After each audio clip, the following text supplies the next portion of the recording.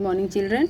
आज हमारा उसी चैप्टर का जो लास्ट चैप्टर चल रहा है अपना 11th है ना, उसमें है modes of entry into international business. ठीक है, जैसे कि इंटरनेशनल बिजनेस हमको करना है तो सिर्फ ये नहीं है एक्सपोर्ट इंपोर्ट ही, और बहुत कुछ है उसमें। जैसे हमने पढ़ा था स्टार्टिंग में ही, ठीक है, कि कुछ सर्विस भी है, वो भी हमारा क्या होता है, इंटरनेशनल बिजनेस का एक माध्यम है उसमें एंटर करने का। तो यहाँ पे हम जानेंगे कि किस किस माध्यम से हम क्या कर सकते हैं, इंटरनेशनल बिजनेस में एंट्री कर सकते हैं।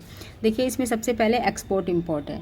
तो एक्सपोर्ट इंपोर्ट तो आप सभी जानते हैं, हम पढ़ते ही आ रहे हैं जब से एक्सपोर्ट इंपोर्ट। इसके साथ एक होता है, इसमें कौन कौन से पॉइंट आएंगे, कॉन्ट्रैक्ट मैन्युफैक्चरिंग। ये भी क्या है, इसके माध्यम से भी आप क्या कर सकते हैं, उसमें जा सकते हैं इंटरनेशनल बिजनेस में। लाइसेंसिंग और फ्रेंचाइजी, इसके माध्यम से भी, ठीक है, और जॉइंट वेंचर, ठीक है। और एक लास्ट इसका पार्ट है, वो है होली ऑन सब्सिडरीज।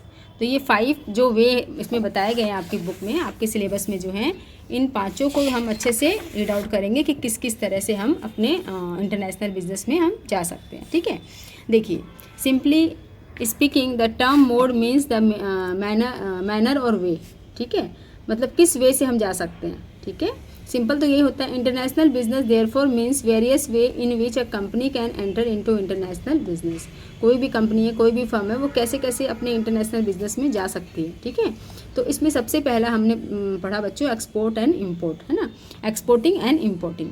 तो एक्सपोर्टिंग हमको पता ही है, जब हम बाहर को अपनी चीज़ें हमारे इंडिया की हम बाहर भेजते हैं उसको एक्सपोर्टिंग, और जब हम बाहर से किसी देश से मंगाते हैं इंडिया में तो वो इंपोर्टिंग। ठीक है, फिर भी एक बार दोबारा देख लेते हैं ताकि एक बार रिवाइज हो जाएगा। Exporting refers to sending of goods and services from the home country, home country मतलब हमारे इंडिया, ठीक है, to a foreign country. In a similar way importing is purchase of foreign products and bringing them into one's home country. ठीक है, बाहर से अपनी home country में ला रहे हैं। There are 2 important way in which the firm can export और इम्पोर्ट प्रोडक्ट, डायरेक्टली और इनडायरेक्टली। देखिए, 2 तरह से हम क्या कर सकते हैं, इंपोर्ट और एक्सपोर्ट कर सकते हैं। ठीक है, अब एक्सपोर्टिंग इंपोर्टिंग जो ये स्लैश दे के दिया हुआ है, इसका मतलब दोनों में एक ही चीज़ है, दोनों में ही होता है, डायरेक्ट भी और इनडायरेक्ट भी। तो बच्चों, डायरेक्ट में क्या होता है, डायरेक्ट में क्या होता है कि आप सारे जितने प्रोसेस हैं इसके, ठीक है, एक्सपोर्टिंग के और इंपोर्टिंग के, आप खुद उसको अपने बेस पे उसको हैंडल करते हैं। ठीक है, या फिर हम क्या करते हैं, अपना जैसे काम होता है कोई, तो हम क्या करते हैं, किसी मिडिल मैन के माध्यम से कोई काम करा देते हैं, क्योंकि बहुत लंबी प्रोसेस होती है एक्सपोर्ट इंपोर्टिंग की।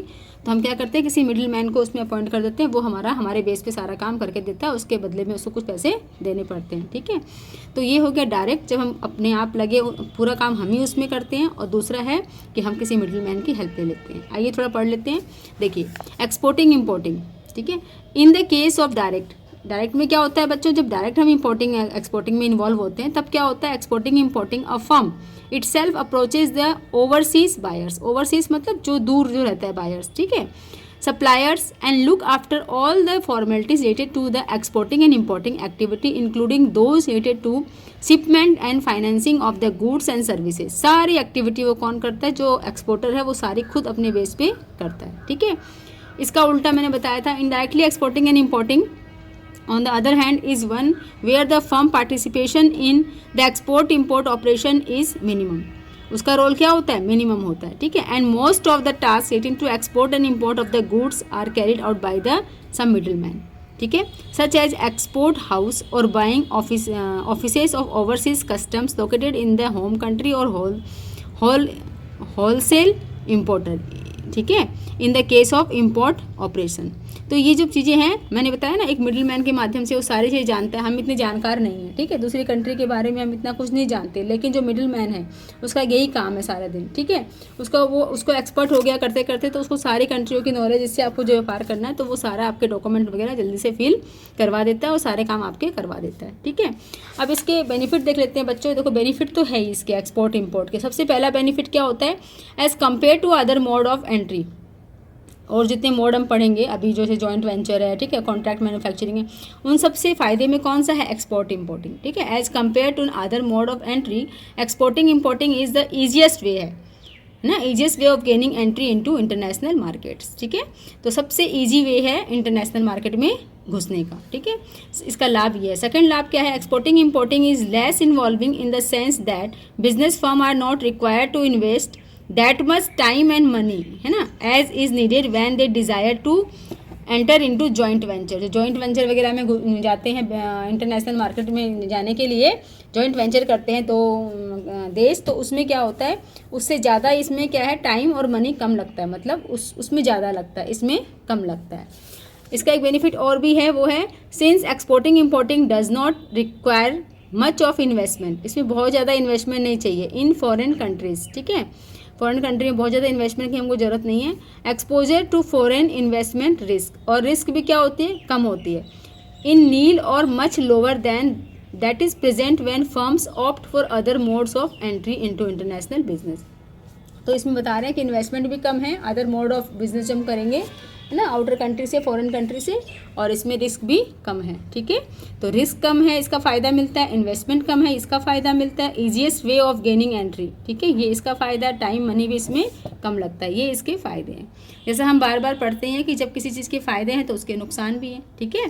तो नुकसान देख लेते हैं क्या क्या लिमिटेशंस हैं। देखिए, अगर आप किसी गुड्स को भेजते हैं, ठीक है, फॉरेन कंट्री में, तो एक्स्ट्रा से पैकेजिंग चार्ज आपका लगता है, ठीक है, कस्टम ड्यूटी आपको देनी पड़ती है, इंश्योरेंस क्लेम करना पड़ता है, तो आपका कॉस्ट ऑफ प्रोडक्शन क्या होता है, बढ़ जाता है, ये इसका एक लिमिटेशन है। इसको आप पढ़ सकते हैं, सिंपल वही लिखा हुआ, since the goods physically move from one country to another exporting importing involve additional packaging. देखिए, अगर देश में कोई सामान है, आप ही हो, अगर सिंपल पैकिंग कर रहे हो, ठीक है, तो इतना समय नहीं, लेकिन कहीं और शिप में आपको भेजना है सामान, और भी उसमें लोडिंग होंगे, तो आपका सामान को क्या होगा, बहुत अच्छे से पैकिंग करना होगा, ताकि आपका जो सामान है किस तरह का है वो ख़राब ना हो, ठीक है, ऐसा ना हो कि वो ख़राब हो जाए और आप का जो मोड ऑफ जो बिज़नेस है वो वहीं पर ख़त्म हो जाए, ठीक है। क्योंकि फर्स्ट टाइम मान लो आप भेज रहे हो तो आपका वो पहुंचा ही नहीं, तो आप फिर कैसे, आप इतनी मेहनत करी आपने और जो सामान की पैकिंग थी, ठीक है, वो सही से नहीं हुई, तो आपका सामान वहीं पे ख़त्म हो जाएगा और आपका इतनी जो मेहनत है वो ख़राब हो जाएगी। फिर ट्रांसपोर्टेशन है, इंश्योरेंस है, कॉस्ट है, इन सबको बियर करना पड़ेगा, इंश्योरेंस ज़रूरी है इसमें, ठीक है, मरीन इंश्योरेंस बहुत ज़रूरी है, क्योंकि शिप से ही सामान जा सकता है। एयर जो बाई एयर जो होता है हमारा इंटरनेशनल बिजनेस, वो क्या है, बहुत कॉस्टली होता है, क्योंकि इसमें एक क्वान्टिटी की लिमिट होती है, ठीक है। तो specially in the case of heavy item, मैंने बोला ना, हैवी आइटम के लिए क्या करना पड़ता है, insurance, transportation cost alone become an inhibiting factor to their export and import. तो बहुत सारे फैक्टर्स को क्या करना पड़ता है, उनको झेलना पड़ता है। तो क्या होता है, कॉस्ट ऑफ प्रोडक्शन जो है, उनकी प्रोडक्शन तो कॉस्ट नहीं होती है, लेकिन जो उसका कॉस्ट होता है वो उसमें जो इनडायरेक्ट एक्सपेंसेस होते हैं वो बढ़ जाते हैं, जैसे कस्टम ड्यूटी देनी पड़ती है उनको, ठीक है। नेक्स्ट इसका क्या है, हमारा डिमेरिट्स क्या है बच्चों, exporting is not a feasible option, ठीक है, ये फिजिबल ऑप्शन नहीं है, फिजिबल मतलब जैसे होता है ना संभावित, ठीक है, ये काम हो भी सकता है, नहीं, exporting is not a feasible options when import restriction, अगर हमारा इम्पोर्ट रेस्ट्रिक्शन हो जाएगा, ठीक है, तो क्या होगा, एक्सपोर्ट भी नहीं कर सकते। Exist in a foreign country, अगर किसी कंट्री से हमारा इंपोर्ट मतलब ये है कि नहीं कर सकते हम उसमें, ठीक है, कुछ रेस्ट्रिक्शन लगा दी है सरकार ने, तो हम क्या कर सकते हैं, हम एक्सपोर्ट भी नहीं कर सकते। सिंपल सी बात है, जैसे आप किसी के यहाँ नहीं जाते, ठीक है, तो वो भी आपके यहाँ नहीं आ सकता, ठीक है, आप जाओगे तो सामने वाला भी आएगा आपके पास। ऐसे ही exporting is not a feasible options, ठीक है, हो ही ऐसा ज़रूरी नहीं हर बार ही हो, ठीक है। When import restriction exist in a foreign country, जब उसमें क्या हो रहा है, इम्पोर्ट रेस्ट्रिक्शंस है, तो फिर एक्सपोर्ट भी बहुत सोच समझ के ही हमें करना पड़ता है, ठीक है। फिर इसका एक और लिमिटेशन है, export firms basically operate from their home country, ठीक है, नेचुरली है, हमसे बिजनेस हो रहा है तो हम अपने देश में ही उस चीज़ का प्रोडक्शन करेंगे, उसको बनाएंगे, फिर उसको सेल करेंगे। They produce in home country and they ship the goods to foreign country except a few visit made by the executive of export firms to foreign countries to promote their products. The export firm in the general do not have much contact with the foreign market. देखिए, अपने देश में वो production कर रहे हैं, लेकिन उनको क्या होता है, फॉरेन मार्केट की इतनी पहचान नहीं होती है। क्यों? क्योंकि आप ही देखिए, आप जहाँ रहते हैं, ठीक है, जिस लोकल एरिया में आप रहते हैं, उसकी पहचान आपको ज़्यादा है, ना कि जो विजिटर है, जो एक दो बार विजिट करता है, मान लो वो वीक में, मंथली या फिर ईयरली आपके पास आता भी है विजिट करने, ठीक है, उस एरिया की, तो उसको उतनी समझ नहीं आएगी जितनी आपको समझ है, क्योंकि आप वहाँ परमानेंट रहते हैं। तो यहाँ पे ये भी एक ड्रॉबैक हो जाता है इसका, कि जो होम कंट्री में जो सामान बन रहा है उसके मार्केट की खबर उनको फॉरेन कंट्री के मार्केट की खबर नहीं होती। This puts the export firm in a disadvantage position vice the local firms which are very near the customers. तो कस्टमर के नियर नहीं होते ये लोग, इनको नहीं पता होता, ठीक है, and able to better understand and serve them. तो ये तो देखो नेचुरल है, ये तो इसका डिमेरिट्स है क्योंकि दूर कंट्री में हो रहा है तो हम कैसे जाने उसके बारे में, ठीक है। तो ये एक इसका डिमेरिट्स है। नेक्स्ट जो है इंटरनेशनल जो मार्केट है, ठीक है, उसमें इंटरनेशनल बिजनेस करने के लिए कैसे हम जा सकते हैं। अब देखिए दूसरा जो मोड है इंटरनेशनल बिजनेस का वो है कॉन्ट्रैक्ट मैन्युफैक्चरिंग, ठीक है। ये क्या है बच्चों, नाम से ही पता लग रहा है कॉन्ट्रैक्ट मैन्युफैक्चरिंग, मतलब हम किसी चीज़ का कॉन्ट्रैक्ट लेते हैं मैन्युफैक्चरिंग का। जैसे आपने पहले पढ़ाया था, अपने पढ़ा है क्लास 11th के जो टॉपिक था आउटसोर्सिंग वाला, ठीक है।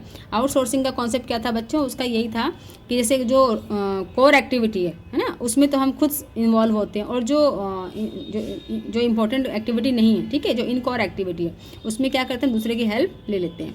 सिंपल एग्जांपल हमारे घर का ही देख लीजिए, अगर कोई प्रोजेक्ट बनाना है हमारा और एग्ज़ाम भी साथ साथ ही है, तो हम क्या करेंगे, एग्ज़ाम की तैयारी हम खुद करेंगे और जो प्रोजेक्ट वर्क है वो किसी भाई बहन से हेल्प से बनवा लेंगे, ठीक है।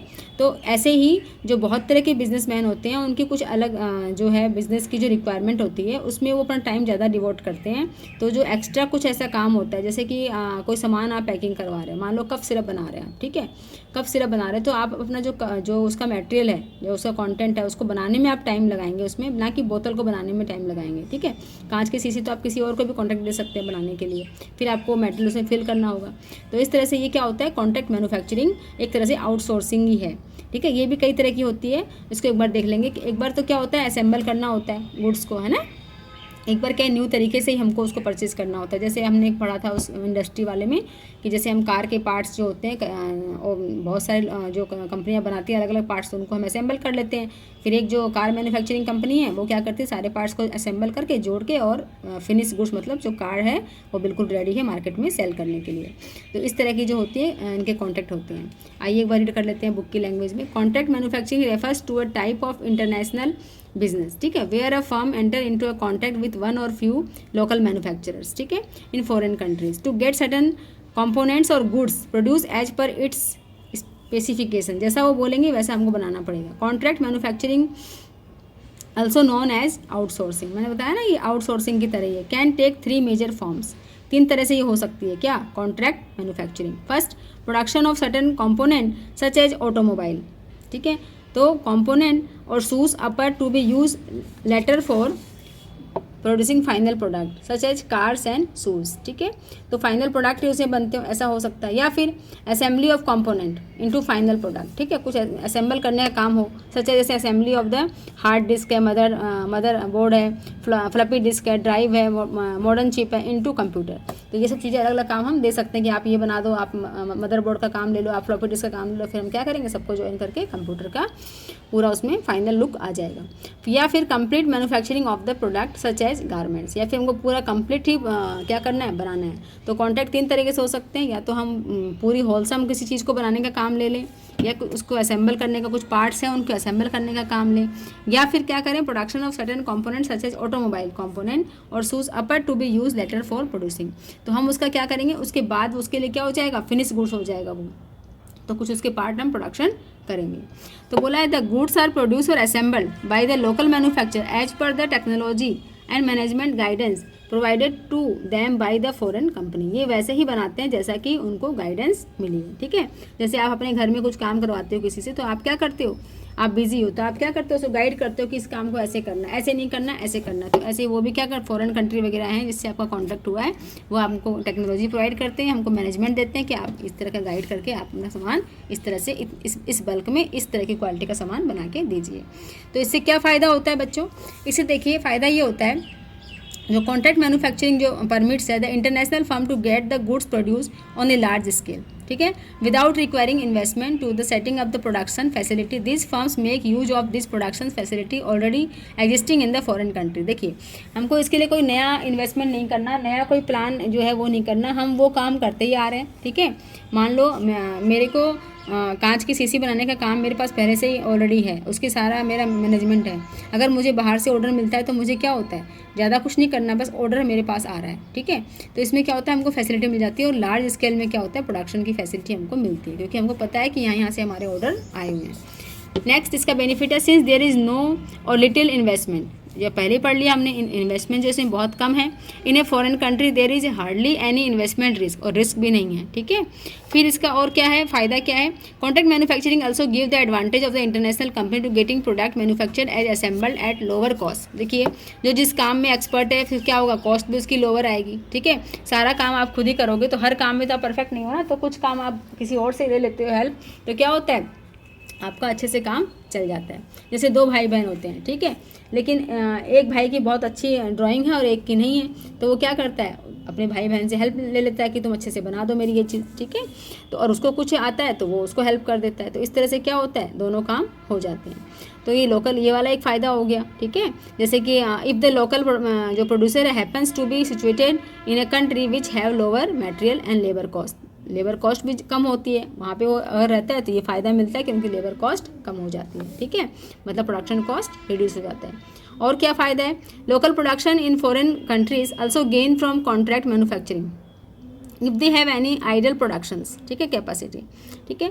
मान लो उनके पास प्रोडक्शन की कैपेसिटी है 1000 यूनिट, लेकिन डिमांड नहीं है, ठीक है, डिमांड उनकी मार्केट में 500 यूनिट की है, तो उनके पास वो कैपेसिटी क्या हो रही है, आइडल जा रही है, बेकार जा रहा है उनका प्रोडक्शन का जो है, ठीक है। वो उसमें ज़्यादा प्रोडक्शन कर सकते हैं, तो अगर हमारा कॉन्टैक्ट हो जाता है तो हम क्या करते हैं, 500 यूनिट तो हमारे जो मार्केट में सेल हो रही है वो कर देंगे, और 500 जो हमारा प्रोडक्शन हो रहा है वो हम आउटसाइड कॉन्ट्रैक्ट करके उनको दे देंगे, तो ये एक बेनिफिट मिल रहा है। ऐसे ही इसके बहुत सारे बेनिफिट आप अपने हिसाब से लिख सकते हैं। लिमिटेशन तो नेचुरली इसमें कुछ ना कुछ होगी। देखिए local firms might not adhere to production design and quality standard, thus causing क्या है, causing serious जो है serious product quality problem to be international firm. Actually क्या है, वो पहले हमने पढ़ा था कि जो मार्केट है हमारा, ठीक है, local firm might not adhere to production design, उनको इतना अपने मन से वो डिज़ाइन वगैरह चेंज नहीं कर सकते क्योंकि उनको इतना आइडिया नहीं होता है। तो ये क्या होता है कि डिज़ाइन एंड क्वालिटी स्टैंडर्ड, ठीक है, वो अपने हिसाब से कोई घटत बढ़त नहीं कर सकते। अगर मान लो ये डिज़ाइन थोड़ा अच्छा नहीं लग रहा तो वो चाहें कि हम डिज़ाइन चेंज कर दें बोतल का या किसी चीज़ का, तो वो नहीं कर सकते हैं क्योंकि उनके पास ऐसी कोई चॉइस नहीं होती है, ठीक है। दस कॉजिंग सीरियस जो प्रोडक्ट है क्वालिटी प्रॉब्लम, इसकी क्वालिटी प्रॉब्लम की जो है इनको आती है, किसको, जो होम कंट्री वाले हैं जो इनको सेल करते हैं और बना के देते हैं कॉन्ट्रैक्ट बेस पे वो लोग, ठीक है। Local manufacturing in a foreign country loses his control over the manufacturing process, ठीक है, because goods are produce strictly as per the terms and specific. यही सेम है कि उनका जो डिज़ाइन का जो उसमें उनका हाथ नहीं था, ऐसे ही उनका क्या होता है अपने हिसाब से वो नहीं बना सकते। उनका कॉस्ट क्या होता है, foreign country loss his control, उनका कंट्रोल नहीं होता किसी भी चीज़ पे, जैसे उनको गाइडेंस दी गई है उनको वैसे ही करना पड़ेगा, ठीक है। सपोज़ करिए आप एक टेलर के पास गए हैं, ठीक है, आपको कुछ शर्ट वगैरह स्टिच करवानी है या फिर आपको कोई सूट स्टिच करवाना है, ठीक है, तो आप क्या करेंगे, उनको पता है कि ये चीज़ अच्छी नहीं लगेगी, ये मार्केट में फैशन आउट हो गया, लेकिन आपने जैसे बोला है वो उसको वैसे ही बना के देंगे। जो आपने डिज़ाइन बना के बोला है कि मेरे सूट में ये डिज़ाइन लगाना, ठीक है, ऐसा नेक बनाना, आगे का, फ्रंट का, पीछे का, तो वो क्या करेंगे, वैसे ही बना के देंगे आपको। तो वो चाहते हुए भी क्या करेंगे, चेंज नहीं कर सकेंगे, ठीक है, क्योंकि आपका उनके संग कॉन्टैक्ट हुआ है कि इस तरह का ही मुझे बना के देना है, ठीक है। The local firm producing under contract manufacturing is not free to sell the contract। मान लो आपने कोई सूट बनवाया, ठीक है, ये भी तो हो सकता है, टेलर के पास कोई आया कस्टमर, उसको उसका फिनिश हो गया, आप अभी लेने नहीं पहुँचे, ठीक है, लेकिन किसी दूसरे कस्टमर को वो हैंग किया हुआ है तो पसंद आ गया, कह रहा है ये कितने का है, मुझे दे दो, बहुत अच्छा लग रहा है, ठीक है, लेकिन वो क्या करेगा, वो उसको सेल नहीं कर सकता, चाहे उसके वो ज़्यादा प्राइस उसको देना चाहे कि मुझे तो चाहिए। कुछ कस्टमर ऐसे होते हैं उनको डिज़ाइन और फैशन इतना अच्छा लगता है कि वो किसी भी हद तक मतलब उसको लेना चाहते हैं कि किसी प्राइस में मुझे वो सामान मिल जाए, लेकिन जो टेलर है वो किसी भी हद तक प्राइस में उसको सेल नहीं कर सकता क्योंकि उसका पहले से ही वो कॉन्ट्रैक्ट हुआ है। ऐसे ही जो लोकल फर्म है producing under contract manufacturing is not free to sell the contract output as per it will, ठीक है, इट्स विल, ठीक है, it has to sell the goods to the international company, वो उसी को ही सेल करेंगे जिसका वो प्रोडक्शन का कॉन्ट्रैक्ट लिया हुआ है। अब देखिए बच्चों, नेक्स्ट जो है इंटरनेशनल मार्केट का वो है लाइसेंसिंग एंड फ्रेंचाइजिंग, ठीक है। लाइसेंसिंग और फ्रेंचाइजिंग देखने में सेम लगते हैं, लेकिन लाइसेंस क्या होता है कि लाइसेंस हम किसी चीज़ का, जैसे किसी से पेटेंट है इनका ले लेते हैं, और फ्रेंचाइजी क्या होती है, इसका फ्रेंचाइजी क्या होता है कि किसी का एक ब्रांड है, ठीक है, उसकी शॉप 2-3 खुल जाती है तो उसके हम फ्रेंचाइजी देते हैं, जैसे क्योंकि स्कूल होते हैं किड्जी वगैरह, ठीक है, तो इनका जो मेन हेड क्वार्टर होता है वो तो कहीं और होता है मुंबई वगैरह में, लेकिन वो क्या लोकल एरिया में हम फ्रेंचाइजी लेते हैं तो हम वैसे ही उनके पैटर्न पर हम क्या करते हैं, अपना स्कूल ओपन करते हैं, वैसी फैसिलिटी प्रोवाइड करते हैं। ठीक है। ऐसे बहुत सारे कोचिंग सेंटर होते हैं, कोचिंग सेंटर जैसे सीकर के हैं, ठीक है। वहाँ से वो क्या करते हैं, उनसे फ्रेंचाइजी लेते हैं कि हम वही फैसिलिटी वही सब कुछ प्रोवाइड कराएंगे, चाहे उनके ही जो फैकल्टी हैं वो आ जाती हैं, लेकिन वो अपने एरिया में क्या करते हैं, फ्रेंचाइजी लेके उसी के नाम लेके उस चीज़ को चलाते हैं। तो इसके थ्रू भी क्या हो सकता है, हम अपने इंटरनेशनल मार्केट में एंटर कर सकते हैं। आइए पढ़ लेते हैं। Licensing is a contractual arrangement in which one firm grants access to its parents trade, ठीक है, पैटेंट, ट्रेड सीक्रेट्स और technology to another firm in a foreign country for fee called royalty. एक फ़ी लेते हैं वो लोग, ठीक है, उसको क्या बोलते हैं, रॉयल्टी बोलते हैं। तो उसके माध्यम से वो क्या करते हैं, दूसरे देश को पैटेंट है, ट्रेड सीक्रेट्स है, टेक्नोलॉजी वगैरह ट्रांसफ़र करते हैं। मान लो उनकी टेक्नोलॉजी जो है अच्छी है, ठीक है, और ट्रेंड में भी है, और हमारे देश में वो मतलब उसको हमारे पास वो टेक्नोलॉजी नहीं है, तो हम क्या करेंगे, उससे वो चीज़ ले लेंगे और एक फ़ीस उसको, जिसको रॉयल्टी बोलते हैं, वो दे देंगे। The firm that grant such permission to the other firm is known as licensor बोलते हैं उसको, जो हमको लाइसेंस देता है, और जो लेता है वो लाइसेंसी, ठीक है। ये दो टर्म याद रखिएगा। जिसने हमको लाइसेंस दिया है वो क्या है, लाइसेंसर, SOR, ठीक है, और जिससे हम जो लेता है वो क्या है, लाइसेंसी, C आएगा, SEE, ठीक है। The firm that grant such permission to the other firm is known as licensor, and the other firm in the foreign country that acquires such right to use technology, जो उनके technology को use करेगा और patent को is called the लाइसेंसी, ठीक है बच्चों। तो इसमें जो हमारी लाइसेंसिंग है, इसमें टेक्नोलॉजी नहीं आती है, that is license in the fashion industry a number of designs, ठीक है। इसका भी क्या होता है, लाइसेंस होता है। The use of their name, उनके नेम को यूज करेंगे, उसका भी लाइसेंस होता है। In some cases there is exchange of technology between the two firms, कुछ आपका अच्छा है, कुछ दूसरे का अच्छा है, तो वो क्या करेंगे, एक्सचेंज करेंगे, उसको क्या बोलेंगे, क्रॉस लाइसेंसिंग, ठीक है। मतलब आपने आपस में अपने लाइसेंस को क्रॉस कर लिया, एक दूसरे को, आपने उसको दे दिया और उसने आपको दे दिया अपना। तो सिर्फ ऐसा नहीं है कि गुड्स एंड सर्विस का ही लाइसेंस है या पेटेंट का ही है। देखिए फैशन में यहाँ लिखा हुआ technology that is licensed in the fashion industry में अ नंबर ऑफ डिजाइंस, ठीक है। The use of their name, उनका नेम यूज करेंगे। In some cases there is exchange of technology, ठीक है, between the two firm, some time there is a mutual exchange of knowledge, technology and or patent between the firms which is known cross licensing, ठीक है। तो इस तरह की चीज़ें इसमें होती हैं। अगर अदला बदली हम कर सकते हैं किसी भी चीज़ को लेके, उसके एक फ़ीस, जो फ़ीस हमको देनी पड़ेगी उसको रॉयल्टी बोलते हैं, और हम ये काम अपना कर सकते हैं। फिर है फ्रेंचाइजिंग, क्या होता है, is a term very similar, बताया था मैंने, सिमिलर टर्म है भाई लाइसेंसिंग, ठीक है। One major distinction between the two is that while the former is use in connection with production and marketing of goods the term franchising applies, ठीक है, to services business. तो बोला है क्या है, देखिए जो फ्रेंचाइजी है वो क्या करेंगे, गुड्स और सर्विस जो है उसको यूज करेगा। देखिए franchising is a term very similar to licensing की तरह ही है। वन मेजर डिस्टिंक्शन, क्या डिफरेंस है बिटवीन द टू, इन दोनों टर्म्स में, is that while the former is use in connection, former मतलब जो हमारा जो लाइसेंसिंग है ना वो, ठीक है, जो लाइसेंस की प्रोसेस है उसमें क्या होता है, while the former is use to connection with production and marketing of goods, हम कुछ प्रोडक्शन कर रहे हैं गुड्स का, सर्विस का, उसके लिए हम यूज करते हैं, ठीक है। The term franchising applies to service business, और ये किस लिए होता है, ये हम जो सर्विस है उसके लिए हम लेते हैं, ठीक है, वो गुड्स एंड सर्विस के लिए होता है, और ये सर्विस हम प्रोवाइड कर रहे हैं अपनी, उसके लिए होता है। The other point of difference between the two that franchising relatively more strengths than licensing, ठीक है। ये क्या होता है, बहुत इसमें रूल्स रेगुलेशंस होते हैं। लाइसेंस तो आपको मिल गया, अपने हिसाब से करिए, लेकिन इसमें क्या होता है, बहुत रूल्स रेगुलेशन ज़्यादा ये स्ट्रिक्टली फॉलो होता है। Franchisee usually set strict rules and regulations as to how the franchisees should operate while running their business, इसमें सारे रूल्स एंड रेगुलेशंस मेंशन होते हैं। सपोज करिए हमारे यहाँ पे जोधपुर स्वीट्स की दुकान है, ठीक है, उसकी फ्रेंचाइजी आपने ले ली, तो आपको क्या करना पड़ेगा, वही टेक्नोलॉजी, वही मटेरियल, वही प्रोसेस, ठीक है, और उसी तरह के लेबर आपको यूज कराने पड़ेंगे, तभी आपका जो प्रोडक्ट है बिल्कुल डिफर नहीं होगा। चाहे जो कस्टमर है वो किसी भी शॉप से उस सामान को परचेज करें और खाएँ, लेकिन वो ये नहीं सोचेंगे कि नहीं वहाँ के टेस्ट में अलग है या वहाँ के टेस्ट, नहीं तो फिर मार्केट में उनका क्या है, कैप्चर नहीं हो पाएगा। फिर सारे जो लोग हैं वो एक ही एरिया में जाएंगे जहाँ का उनको टेस्ट है। अगर सेम टेस्ट होगा तो क्या होगा, मार्केट को कैप्चर कर पाएंगे ना वो, कि जैसे ही जहाँ भी जाओ चीज़ सेम मिलती, तभी तो वो अलग अलग ब्रांड अपनी अपनी फ्रेंचाइजी लेके और शॉप खोल लेते हैं अलग अलग एरिया में, ठीक है। ये चीज़ समझ में आ गई होगा आपको। फिर देखिए the parent company is called the, जो जिससे हम लेते हैं सेम चीज़ है वो क्या कहलाता है, फ्रेंचाइजर, और जो लेता है वो फ्रेंचाइज, ठीक है। तो देने वाला और एक लेने वाला, ये हमने अच्छे से पढ़ लिया।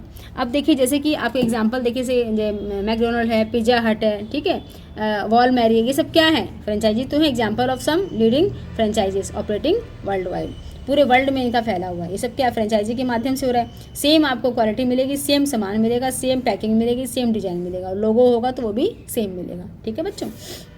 अब इसके फ़ायदे क्या हैं वो देख लेते हैं फटाफट से। देखिए अंडर द दोनों टर्म लाइसेंसिंग और franchising system, it is the licensor franchisor who set up the business unit and invests his or her own money in the business, ठीक है।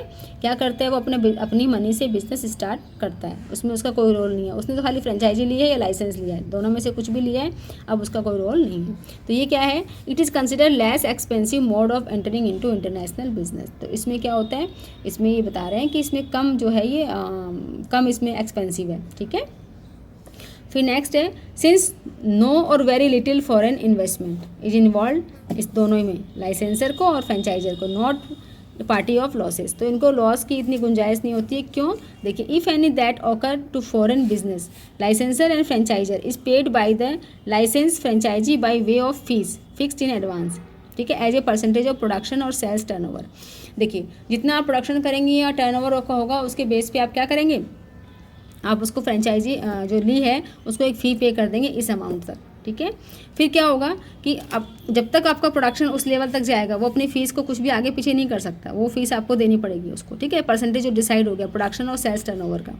This royalty of fee keep occurring to the licensor franchisee to long as the production and sales keep on taking place in the license franchisee business unit. जब तक वो उसी unit तक production उनका होता रहेगा तब तक क्या होगा, उनकी फ़ीस में कोई चेंज नहीं आएगा। तो उनको क्या होता है, एक सिक्योर है कि हमने मान लो 5000 दे दिए मंथली या कुछ भी जैसा भी उनका है सिस्टम, ठीक है, तो दे दिए। तो अब हम बार बार हमको डिस्टर्ब नहीं है कि हमको वो कुछ डिस्टर्ब करेंगे, हम अपना 5000 अपनी जब जैसी हमारी सेल होगा प्रोडक्शन होगा उसके बेस पे हम उनको दे देंगे, जैसे हमारी टर्म्स एंड कंडीशन पहले से उनके संग फाइनल हुई है।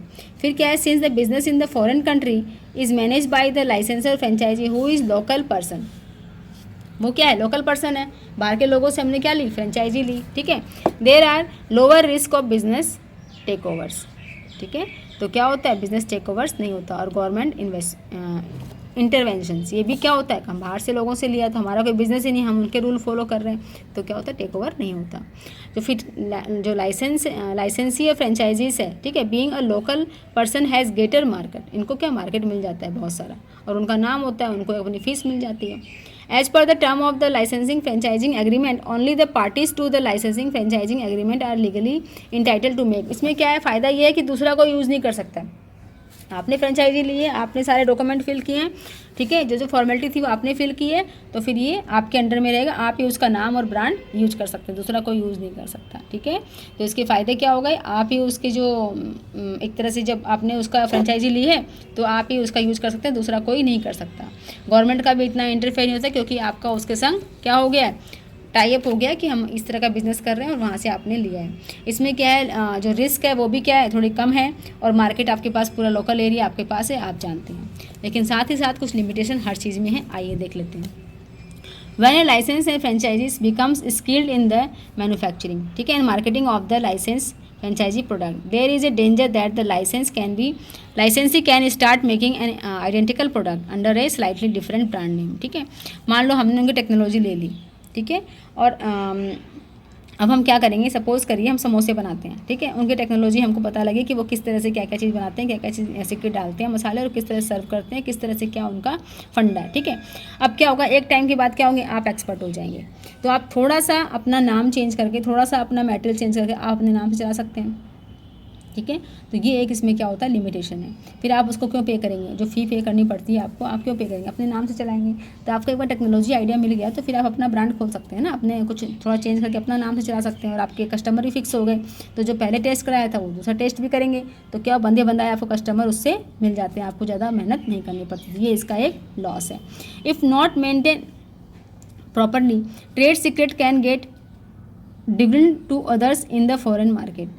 इफ़ नॉट maintained properly, ठीक है। अगर ये प्रॉपरली मेंटेन नहीं करते, ट्रेड सीक्रेट कैन बी डिगल to the other in the foreign market.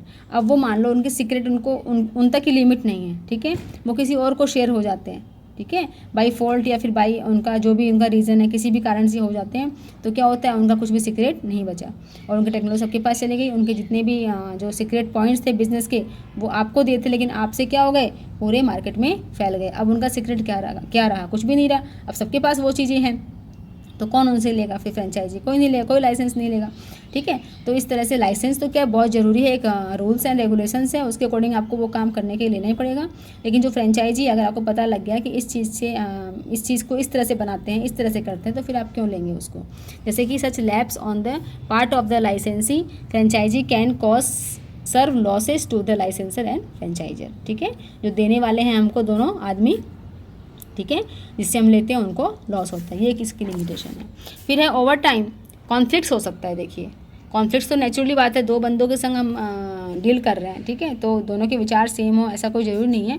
Over time conflicts often develop between the licensor and franchisor, ठीक है, दोनों में क्या हो सकता है, कॉन्फ्लिक्ट हो सकता है, उनके विचार नहीं मिल सकते, मतभेद हो सकता है। And licence franchisee over issue such as maintenance of account and payment of royalty. हो सकता है वो कह रहा हो ऐसे अकाउंट मेंटेन करो, ऐसे पेमेंट है, रॉयल्टी कैसे करो, लेकिन वो ऐसा ही नहीं करना चाह रहा होगा। And non adherence to the norms relating to the production of quality product, ठीक है, तो क्या होगा, वो कुछ घटत बढ़त कर रहा होगा उसकी क्वालिटी प्रोडक्ट में, तो क्या होगा, उन दोनों में क्या होगा, कॉन्फ्लिक्ट होगा। This difference often result in the costly litigations causing harms to the both the parties. तो दोनों पार्टियों क्या होता है, लॉस होता है। तो ये हमारा क्या था, लाइसेंसिंग एंड जो फ्रेंचाइजिंग। नेक्स्ट मोड जो बच्चों है वो है जॉइंट वेंचर, ठीक है। जैसा कि हम जानते हैं जॉइंट मतलब जो एक के काम में दो लोग के क्या है, एक तरह से जॉइंट करके काम कर रहे हैं, ठीक है। तो joint venture is a very common strategy for entering into foreign markets, ठीक है। A joint venture means stabilizing a firm that is jointly owned by two or more otherwise independently firm, ठीक है। अलग अलग फर्म है, कुछ उनको अपना किसी टेक्नोलॉजी को लेके, मैन्युफैक्चरिंग को लेके, ठीक है, किसी रॉ मटेरियल को लेके, किसी चीज़ को लेके उन्होंने क्या किया है, अपना जॉइंट वेंचर बनाया है। तीन तरीके से हो सकता है। कैसे, फॉरेन इन्वेस्टर जो है buying an interest in A local company, वो क्या करेगा, जो लोकल कंपनी हमारी की है, फॉरेन जो इन्वेस्टर है वो क्या करेगा, बाइंग एन इंटरेस्ट, ठीक है, वो अपना इंटरेस्ट दिखाएगा और उसके संग क्या करेगा, जॉइंट वेंचर कर लेगा।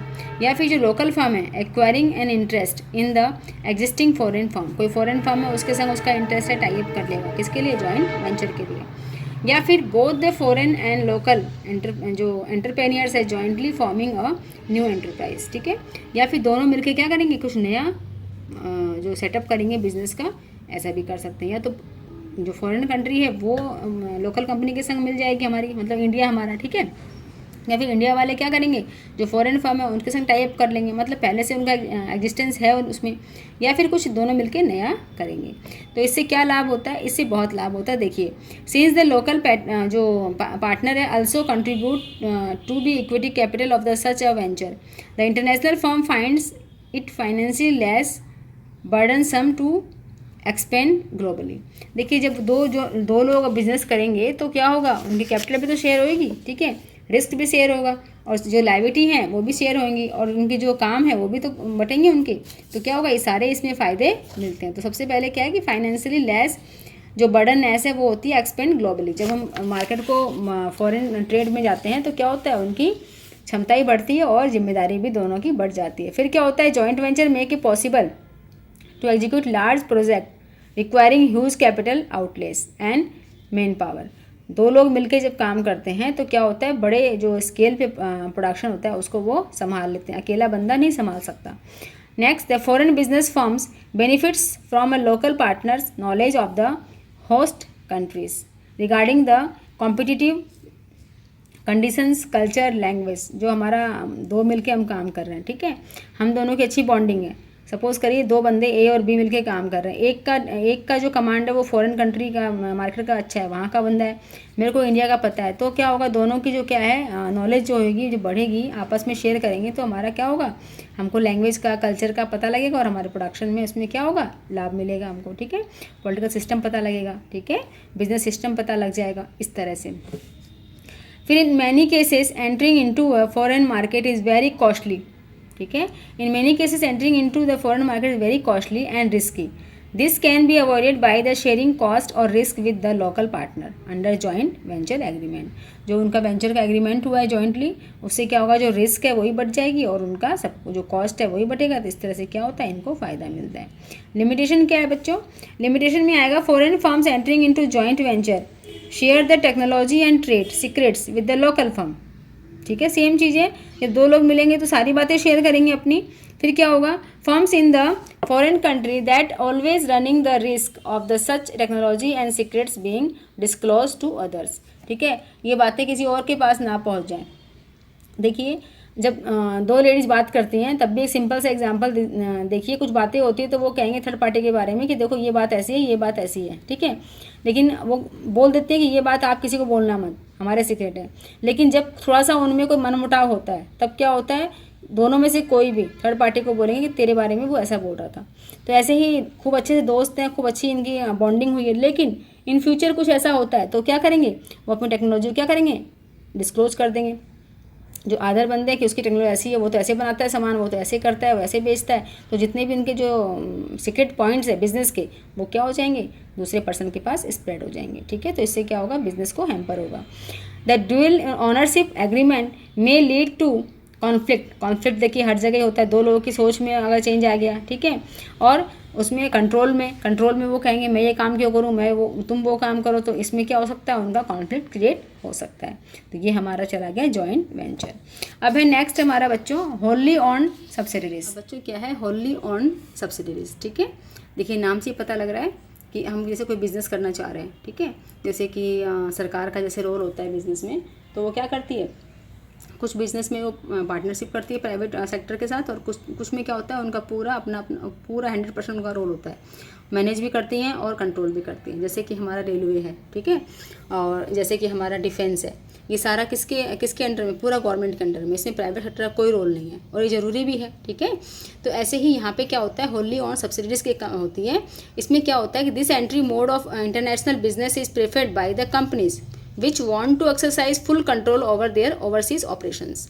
कई बार ऐसा नहीं होता हमारे घर में भी कि हमारे पास बहुत कुछ होता है करने के लिए. ठीक है, हमारे पास बहुत सारे रॉ मटेरियल मतलब कोई सामान है प्रोडक्शन करने के, लेकिन हमारे पास इतनी कैपेबिलिटी नहीं होती कि हम उस बिज़नेस को रन कर सके. तो हम क्या करते हैं कि ठीक है तुम मेरा बिज़नेस है, इसको संभालो, ठीक है, और इसका जो इतना प्रॉफिट का मार्जिन मुझे दे देना. तो वो बना बनाया सारा बिज़नेस में रोल थर्ड पार्टी का हो जाता है. मतलब वो तो उनके पास सारे सुविधाएं हैं बिज़नेस करने के लिए, लेकिन वो खुद सक्षम नहीं है या कोई प्रॉब्लम है उनकी, तो वो थर्ड पार्टी को, सेकंड वाली पार्टी को बोलते हैं कि भाई तुम इस बिज़नेस को मेरे को चला लो, फुल कंट्रोल आपका रहेगा, मेरा कोई इंटरफेयर नहीं रहेगा उसमें, और आप मेरे को एक लमसम अमाउंट जो है मंथली क्वार्टरली जैसे भी उनका डील होगा वो आप मेरे को पे कर देना. तो ये उन्हीं लोगों के लिए है जो फुल्ली ऑन्ड कर देते हैं. ठीक है, the parent company acquiring full control over the foreign company. ठीक है, जो फॉरेन कंपनी है वो क्या करती है कि भाई मैं बंदी करूँगा, इससे अच्छा है कि मेरा पूरा सेटअप किया हुआ है तो आप इसको कर लीजिए. By making 100% investment in its equity capital. पूरा कैपिटल किसका होता है, उस पार्टी का होता है जिसने उस बिज़नेस को ऑन अप किया. ठीक है, a wholly owned subsidiary in a foreign market can be established in either of two ways. देखिए दो तरीके से कर सकता है. कैसे करेगा, setting up a new firm all together to start operations in a foreign country, also refer to as greenfield venture. इसको क्या बोलेंगे, ग्रीन फील्ड वेंचर. इसमें क्या करेगा, setting up a new firm. ठीक है, वो क्या करेगा, new firm all together to start operations. मान लो उसके पास बहुत सारे पैसे हैं या कुछ बहुत सारे चीज़ बची हुई, तो क्या करेगा, उसको चेंज करके कुछ नया फर्म खोल लेगा. ठीक है, पूरा रोल उसका ही रहेगा. या फिर acquiring and stabilise firm in the foreign country, या फिर वो क्या करेगा, जो स्टेबलाइज है फॉरेन कंट्री में जो फर्म है उसको चलाएगा. And using that firm to manufacture and promote its product in the host nations. ठीक है, तो वो उसका प्रोडक्शन करेगा.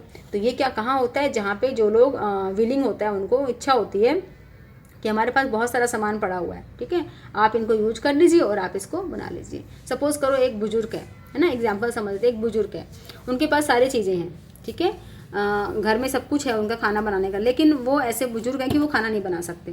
ठीक है, वो खाना नहीं बना सकते, वो क्या करेंगे, किसी जो लेडीज़ या जो पुरुष, ठीक है, जिनको खाने की ज़रूरत है, वो क्या करेंगे, बोलेंगे आप सारा सामान रखा है, आप ऐसा करो खाना बना दो मेरा, आप भी खा लेना और मुझे भी खिला देना। तो उनकी डील हो गई। तो जो खाना बनाएगी लेडीज़ या फिर पुरुष, जो महिला है या जेंट्स है कोई भी है, तो खाना बनाने में किसका रोल रहेगा? पूरा कंट्रोल उसी का रहेगा। वो सिर्फ उसको खाना बना के दे रहे हैं, ठीक है। वो कितना उसमें सामान कंज्यूम होता है, कितना लगता है, आटा दाल चावल, वो उसके ऊपर सारा निर्भर है। वो उसमें इंटरफेयर नहीं करते हैं। उनको तो सिर्फ यही कॉन्टेक्ट हुआ है कि ये खाना, ये सामान रखा है सारा और आप बनाइए इसमें और आप मेरे को भी खिलाइए और आप भी खाइए। तो इस तरह से कंपनियां भी क्या करती हैं कि उसको नहीं संभाल पा रहे हैं तो वो पूरा ऑन अप जो है सब्सिडी उनको दे देती है और कुछ उसको फीस उसके बदले में मिल जाती है, ठीक है। एडवांटेज क्या होता है बच्चों? The parents firm is able to exercise full control over the operation in the foreign countries. फिर सारा ऑपरेशन कौन देखती है? वही हमारी जो पेरेंट फर्म है वो देखती है। Since the parents company on it's on looks after the entire operation, सारे ऑपरेशन वो खुद देखती है, किसी का उसमें इंटरफेयर नहीं होता। लिमिटेशन तो नेचुरली है ही। देखिए, the parent company has to make 100% equity investment in the foreign subsidiaries. This form of international business is therefore not suitable for small and medium size firm which do not have enough funds with them to invest abroad, ठीक है। ये जो concept है Holi owned का, इसमें क्या होता है? इसमें ये होता है कि छोटी छोटी फर्म्स हैं वो ये काम नहीं कर सकती। ये कोई बड़ी जो कहते हैं ना बड़ी नामी गामी जो हस्ती होगी जिसके पास इतना पैसा होगा वही इस तरह का बिजनेस कर सकती है, ठीक है। तो ये उसके सबके लिए नहीं है। सबसे बड़ा तो इसका ड्रॉबैक ये है कि मीडियम साइज़ के लिए नहीं है, स्मॉल बिजनेस के लिए नहीं है। Since the parents company owns 100% equity in the foreign company, it alone has to bear the entire losses resulting from failure of its foreign operations। जब पूरा वो देख रही है तो सारे लॉस भी वही बियर करेगी। ये भी एक इसका क्या है? डिमेरिट्स है। Some countries are averse to ever setting up 100% wholly owned subsidiary by foreigner in their country. This form of international business operation therefore become subject to higher political risk, ठीक है। अगर दूसरे देश में हम जाके अपना सब कुछ संभाल रहे हैं तो हमारे लिए क्या है? ये रिस्क भी है। और दूसरा ये है, इसका लिमिटेशन ये है कि मान लो 100% हमने पूरा वो कर दिया। जैसे पहले हमारी ईस्ट इंडिया कंपनी आई थी, उसके संग वही प्रॉब्लम थी, हम क्या हो गए थे? उसके डिपेंडेंट हो गए थे, है ना। सारा रोल उसी का था, हम तो सिर्फ सारा चीज़ हमारे इंडिया से यूज कर रहे थे लेकिन पूरा रोल उसी का था, ठीक है। तो ऐसे ही वो जैसे हमको नचा रहे थे वैसे हम लोग इंडिया वाले नाच रहे थे। ऐसे ही अगर हम नहीं चाहते कि इस तरह की जो टाई अप हमारे साथ हो, कुछ पॉलिटिकल रिस्क भी है कि ऐसा कुछ हो जाए कि हमारा देश में वापस से वही कंडीशन वापस से आ जाए। तो बच्चों ये थे हमारे मोड ऑफ इंटरनेशनल बिजनेस में एंटर करने के टाइप्स, ठीक है। एक्सपोर्ट इंपोर्ट प्रोसीजर और डॉक्यूमेंट, ठीक है। ये सबसे इंपॉर्टेंट टॉपिक है इस चैप्टर का। इसमें ये है कि हम जब एक्सपोर्ट और इंपोर्ट जब करते हैं तो क्या क्या हमारा प्रोसीजर होगा, ठीक है। इसमें कई स्टेप्स होते हैं, 16-17 स्टेप्स हैं जिसको 1 by 1 आपको सीक्वेंस में ही लर्न करना पड़ेगा। चाहे आप इसको फ्लो चार्ट के माध्यम से करिए या अपनी सुविधा के सारे पॉइंट लिख के जैसे आप करना चाहते हैं वैसे करिए। बाकी मैं आपको करवाई दूंगी अभी। देखिए, foreign trade transactions involve movement of goods across frontier and use of foreign exchange. A number of formalities are needed to be perform before the goods leave to the boundaries of the country and enter into that of another. तो बहुत तरह की formality हैं, ऐसे कुछ भी हम अपने देश से बाहर नहीं भेज सकते और हम बाहर से अपने देश में नहीं मंगा सकते, ठीक है। तो क्या क्या फॉर्मेलिटी है? फर्स्ट स्टेप में क्या होता है? मान लो हम एक्सपोर्ट करना चाह रहे हैं, मतलब अपना कोई सामान यहाँ से हम बाहर विदेश में बेचना चाह रहे हैं, ठीक है। तो सबसे पहले क्या होगा? Receipt of the inquiry and sending quotations, ठीक है। जिनको सामान मंगाना है, यानी इम्पोर्टिंग जो कंट्री है वो क्या करेगी? हमसे इंक्वायरी करेगी, ठीक है। और क्या करेगी? हम इंक्वायरी करने के बाद हम क्या करेंगे? उनको अपना सारा प्राइस जो है, ठीक है, ट्रांसपोर्टेशन है, वेट है, सब कुछ उसमें हम मेंशन करके देंगे। जैसे हम जाते हैं मार्केट में कि भाई इतने प्राइस का ये सामान है, इतना करके आपका कॉस्ट आएगा, ये मोड रहेगा, ये सारी चीज़ें वो क्या करेंगे? अपने कोटेशन में भेजेंगे, ठीक है। आइए देख लेते हैं। The prospective buyer of the product send an inquiry to different exporter requesting them to send information regarding price, quality and terms and conditions for export of the goods, ठीक है। ये कौन करेगा? हमारा इंपोर्टर हमको बोलेगा कि आप प्लीज़ हमको ये इसकी डिमांड, इसकी ज़रूरत है, तो आप प्राइस है, क्वालिटी है, टर्म्स ऑफ कैसे कंडीशन क्या रहेंगे एक्सपोर्ट के बता के भेजिए। The exporter send a reply, उसकी इंक्वायरी पे क्या करेगा? एक्सपोर्टर क्या करेगा? रिप्लाई करेगा। The exporter send a reply to the inquiry in the form of quotation. वो क्या करेगा? कोटेशन में पूरा उसका मेंशन रहेगा सब कुछ, प्राइस के, उसके गुड्स के बारे में वो उसको भेजेगा। Refer to as proforma invoice. इसको क्या बोलते हैं बच्चों? Proforma invoice. ये ध्यान रखिएगा, इंपॉर्टेंट टर्म है कि जो वो सामान भेजता है जिसमें अपनी, है ना, कि जो कोटेशन में भेजता है उसको बोलते हैं परफॉर्मा इनवॉइस। ठीक है, इसमें सब चीज़ें मेंशन होती हैं। फिर क्या होता है? रिसिप्ट ऑफ ऑर्डर और इंटेंट। ठीक है, जो रिसिप्ट होती है ऑर्डर की उसको क्या बोलते हैं? इंटेंट बोलते हैं। ठीक है, ये भी नाम आप याद रखिएगा। अब क्या हो गया, हमारे पास हमने परफॉर्म भेज दिया, अब वो क्या करेगा? ऑर्डर देगा हमको। उसको पसंद आ गया, नहीं पसंद आया तो वहीं ख़त्म हो गया, लेकिन उसको पसंद आ गया तो वो क्या करेगा? हमको जो इंपोर्टर है वो क्या करेगा? हमको ऑर्डर की एक रिसिप्ट भेजेगा। ठीक है, in case of prospective buyer, ठीक है, इंपोर्टिंग फर्म, मतलब बायर कौन है यहाँ? इंपोर्टिंग फर्म है। Find the export price and other terms and condition acceptable. ठीक है, एक्सेप्टेबल होगा। It place an order for the goods to be dispatch. ठीक है, this order also known as indent, जो मैंने बताई दिया आपको। तो वो क्या करेगा? एक रिसिप्ट देगा अपने ऑर्डर की, अगर उसको सारी जो हमारी कोटेशन भेजी थी हमने प्राइस की वो पसंद आ गई तो। फिर क्या होगा बच्चों? थर्ड स्टेप में क्या होगा? एसेसिंग द इम्पोर्टर्स, ठीक है, importers credit वर्थनेस and securing guarantees for payment. अब देखिए, आपके पास ऑर्डर आ गया, आपका सामान पसंद आ गया, अब धीरे धीरे हमारा बिजनेस शुरू होगा। तो पहले हम क्या देखेंगे? Credit worthiness. क्या होता है बच्चों? ये कि उसकी हैसियत है कि नहीं हमारे संग बिजनेस करने की। कभी ये तो नहीं है कि हमारा ऑर्डर बन जाए और पैसे डूब जाए उसके संग, तो हम उसके क्या करेंगे? क्रेडिट वर्थीनेस, मतलब उसकी हैसियत कि हमारा पेमेंट कर पाएगा कि नहीं पाएगा, उसका रिकॉर्ड कैसा है पिछला। ठीक है, मार्केट में उसको कैसी क्या है, तो वो हम क्या करेंगे? एसेस करेंगे। ठीक है, किसकी? इंपोर्टर की। After receipt of the indent, मतलब वही ऑर्डर की रिसिप्ट। ठीक है, the exporter makes necessary inquiry about the credit worthiness, उसकी हैसियत की हम क्या करेंगे? इंक्वायरी करेंगे ऑफ द इम्पोर्टर। ठीक है, फिर क्या होगा? फिर the purpose underlying the inquiry is to assess the risk of non payment. वो क्या करता है? नॉन पेमेंट के रिस्क को देखता है कि भाई कभी पेमेंट ना करे मेरे को ये, by the importer once the goods reach the import destination. अगर वो पोर्ट पे चला जाएगा तो फिर क्या करेगा? फिर तो कुछ नहीं कर पाएगा, फिर तो उसको भेजना ही पड़ेगा। To minimise such risk most exporter demanded a letter of credit. तो वो ये जो टर्म्स है याद रखिएगा, लेटर ऑफ क्रेडिट वो आपको देगा, मतलब उसकी उधारी जो सामान बेच रहे हैं उसको दे रहे हैं, लेटर ऑफ क्रेडिट का वो आपको कंफर्म करेगा। ठीक है, फ्रॉम द इम्पोर्टर, इम्पोर्टर से मिलेगा हमको ये। A letter of credit is a guarantee. ये क्या है? लेटर गारंटी है किसकी? इम्पोर्टर की। किसको? एक्सपोर्टर को। Issued by the importers bank.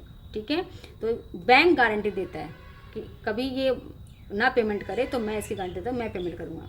अब जब किसी लेन देन में बैंक ने अपनी हामी भर दी, गारंटी दे दी, तो फिर कोई दिक्कत ही नहीं है। ठीक है, that it will be honour payment up to a foreign amount, certain amount of export bills to the banks of the exporter. ठीक है, तो letter of credit is the most appropriate and secure method of payment.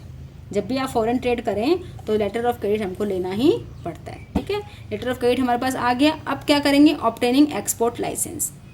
हमने उसकी हैसियत देख ली, अब हम क्या करेंगे? एक्सपोर्ट लाइसेंस बनाएंगे। देखिए, सब चीज़ हम ऐसे ही देश से बाहर नहीं भेज सकते, बार बार मैं बता रही हूँ कि कुछ ना कुछ रूल्स एंड रेगुलेशंस होते हैं, तो उसके लिए हमको एक्सपोर्ट लाइसेंस बनाना पड़ेगा।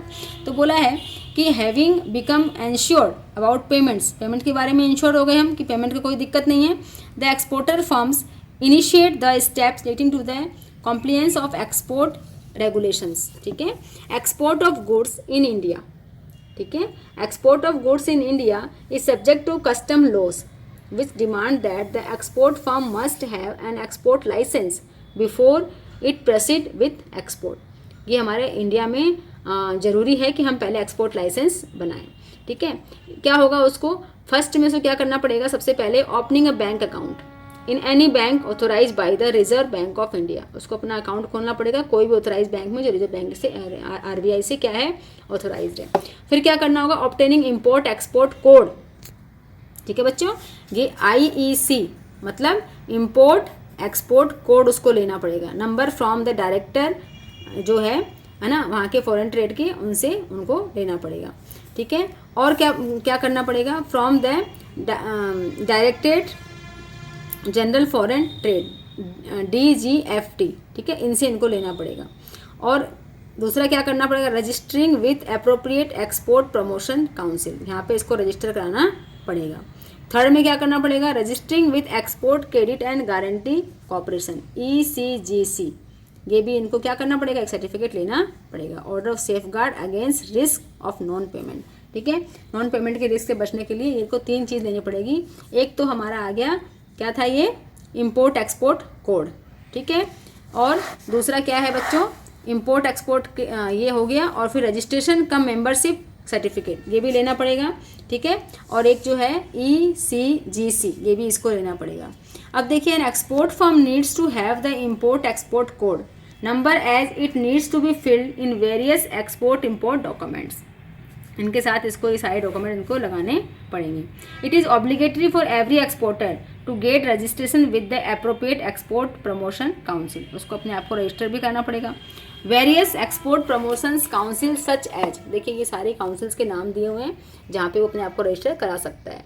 सबसे पहला है इंजीनियरिंग एक्सपोर्ट प्रमोशंस काउंसिल, ठीक है, शॉर्ट में इसको ये बोलेंगे। एंड अप्रैल एक्सपोर्ट, ठीक है, अप्रैल एक्सपोर्ट प्रमोशंस काउंसिल यहाँ पे कर सकता है, have been set up by the government of India to promote and develop export at different countries और प्रोडक्ट। तो ये क्या, बहुत तरह के प्रोडक्ट जो कैटेगरीज के प्रोडक्ट होते हैं उस पर क्या होता है, ये एक्सपोर्ट इंपोर्ट कर सकते हैं। फिर है the exporter to become a member of the appropriate export promotion council and obtain registration cum membership, जो मैंने बताई दिया आपको RCMC, ठीक है, for availing benefit of available to export firm from the government. तो वो क्या करेगा, गवर्नमेंट से सुविधा इसको तभी मिलेंगी। देखिए हमारी सरकार भी चाहती है कि हम फॉरेन ट्रेड करें, ताकि क्या हो, फॉरेन एक्सचेंज हमारे पास रेवेन्यू में आए और हमारा जो फॉरेन ट्रेड का जो बैलेंस है वो हमेशा पॉजिटिव में रहे, मतलब एक्सपोर्ट ज़्यादा हो और इम्पोर्ट कम से कम हो।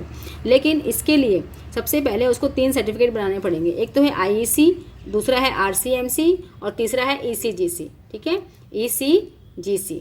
तो IEC क्या है, इम्पोर्ट एक्सपोर्ट कोड, RCMC क्या है बच्चों, रजिस्ट्रेशन कम मेंबरशिप सर्टिफिकेट, ठीक है। और थर्ड जो है ECGC, वो क्या है, वो हमने यहाँ पढ़ा अभी, है ना, वो टर्म था, तो उसमें ECGC में क्या, उसको भी क्या करना पड़ेगा, सर्टिफिकेट करना पड़ेगा। तो एक्सपोर्ट क्रेडिट गारंटी कॉर्पोरेशन, इसका है एक्सपोर्ट क्रेडिट गारंटी कॉर्पोरेशन, तो इसको भी हम तीनों को सर्टिफिकेट को हमको लेना पड़ेगा। इस जो पॉइंट है इसमें आप 3 नाम जरूर मेंशन करिएगा। फर्स्ट है IEC, RCMC, ECGC, ठीक है बच्चों। आइए अब देख लेते हैं, फिर ये हो गया, हमारा रजिस्टर हो गया हमारा, ठीक है, हमने क्या किया, लाइसेंस ले लिया। अब हम क्या करेंगे, ऑब्टेनिंग प्री शिपमेंट फाइनेंस, ठीक है।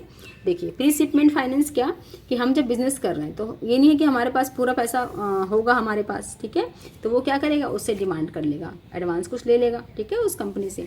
तो क्या करेगा, exporter approaches his banker for obtaining pre shipment finance to undertake export productions, ठीक है, जो प्रोडक्शन होगा उसके लिए वो क्या करेगा, कुछ डिमांड कर सकता है कि मुझे पहले से थोड़ा सा आप पेमेंट कर दीजिए। Pre shipment finance is the finance that the exporter needs for procuring raw materials, ठीक है, उसको रॉ मटेरियल परचेज करना है, and other components, processing and packing of goods and transportation of goods to the port of shipment, ठीक है। तो port तक भेजने के लिए बहुत सारे खर्चे होंगे, तो वो कहाँ से करेगा, इसलिए वो क्या करेगा, थोड़ी सी पैसों की डिमांड कर लेगा। इसके बाद क्या करे, पैसे उसने मांग लिए, फिर क्या होगा, प्रोडक्शंस और प्रोक्यूरमेंट ऑफ गुड्स। अब जब उसके पास पैसे भी आ गए तो अब अगर उसको सामान खुद बनाना है तो प्रोडक्शन करेगा, अगर उसको अवेलेबल कराना है कहीं से, उसको फाइंड आउट करना है ना, और कहीं बना बनाया लेना है, उसको अरेंज करना है, तो क्या करेगा, प्रोक्यूरमेंट करेगा। तो बोला है the exporter proceed to get the goods ready as per the specialisation of the importer, ठीक है। Either the firm itself goes in the producing, या तो वो खुद बनाएगा या फिर कहीं से अरेंजमेंट करेगा, ठीक है, और else it buys from the market, या मार्केट से परचेज करेगा, ठीक है। ये स्टेप समझ में आ गई। अब क्या होगा, प्री शिपमेंट इंस्पेक्शन, हमारा सामान बन रहा है, ठीक है, हम सभी जानते हैं कि अगर हमारा सामान कुछ भी ख़राब होगा तो इंडिया की क्या होगा, इंडिया का जो वैल्यू है वो डाउन होगी, और इसमें क्या होगा कि हम एक बंदे का नाम नहीं आता, पूरे इंडिया का नाम आता। तो इसलिए क्या होता है, इंस्पेक्शन बहुत ज़रूरी है कि हमारा सामान अकॉर्डिंग टू उसके अकॉर्डिंग हो रहा है कि नहीं हो रहा है, जो क्वालिटी उन्होंने मांगी थी, ठीक है। तो इसमें क्या होता है, the government has pass export quality control and inspection act, ये एक्ट बनाया उन्होंने कि प्री जो शिपमेंट करेंगे, माल को पोर्ट तक भेजेंगे, तो पहले क्या होगा, उसका चेकिंग होगा। For this purpose and has authorise some agencies to act as inspection agencies, ठीक है, उनको क्या बोलते हैं, इंस्पेक्शन एजेंसीज बोलते हैं, जो क्या करती हैं, सारे को चेक करती हैं। If the product to be exported comes under such a category, the exporter needs to contact the export inspection agency, ठीक है, किससे कॉन्टेक्ट करेगा वो, एक्सपोर्ट इंस्पेक्शन एजेंसी से, और other destinated agencies for obtaining inspection certificate, ठीक है। उसको क्या एक मिलेगा, इंस्पेक्शन सर्टिफिकेट हो गया कि ना जो हायर अथॉरिटी है, जो इंस्पेक्शन अथॉरिटी है, वो उनको कर देंगे कि हमने इसका इंस्पेक्शन कर लिया, इनका सामान बिल्कुल ओके है। The pre shipment inspection report is required to be submitted along with other export document at the time of export। तो ये भी क्या डॉक्यूमेंट हमारा उसमें लगेगा, जो अदर डॉक्यूमेंट हम सबमिट करेंगे उसमें ये डॉक्यूमेंट लगेगा, ठीक है बच्चों। तो इसमें देखिए 3 तरह के होते हैं इंस्पेक्शंस। एक होता है कंसाइनमेंट बेस्ड चेक, ठीक है, आपका कंसाइनमेंट मतलब क्या सामान पैक हो गया, ठीक है। Such inspection is not a compulsory in case of goods are being exported by star trading houses, ठीक है। फिर बोला है trading houses, export houses, industrial units set up in export processing zones, specially economic zones, ठीक है। कुछ Jones ऐसे होते हैं जो क्या होता है, उनका खुद का होता है ब्रांड, तो वो उसमें उनको ज़रूरत नहीं पड़ती, उनके ब्रांड से ही वो क्या नाम चलता है। जैसे कि ISO 2000 और 9000 जो होता है उसमें क्या होता है, उनका टैग लगा होता है, वो खुद ही सेल्फ चेक कर लेते हैं। लेकिन जो नॉर्मल हमारा जो एक्सपोर्ट होता है माल ना, तो उसके लिए क्या होता है, हमको चेक करवाना पड़ता है। तो एक होता है कंसाइनमेंट बेस पे चेक होता है, सबसे पहले हमारा कंसाइनमेंट में सामान पैक हो गया और हम उसको क्या करेंगे, उसको अवेलेबल करवाएंगे।